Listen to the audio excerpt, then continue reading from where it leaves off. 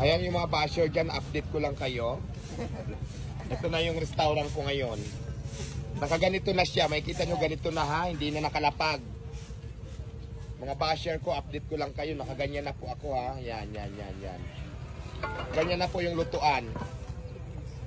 At yung tangke natin, ayan, pwede ko itong pasabugin anytime pag hindi mo nagustuhan yung ano ko.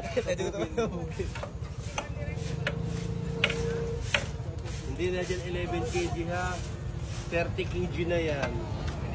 Hindi, in-upgrade ko na rin pati tangke. Hindi na siya 11 kilos. 50 kilos na yan.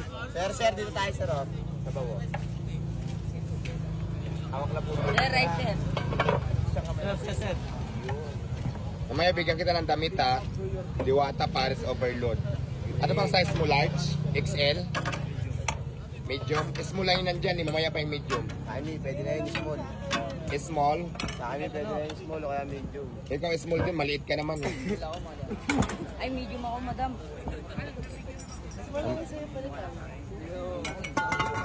So ayan, update ko lang kayo.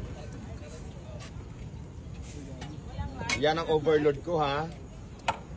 Mga basher, punta na ulit ka dito, mag-vlog na kayo, may bagong look. Bagong look na yung kanin sa kasabaw, ayan o. Ayan ha, bagong look na yan. Ano masasabi nyo?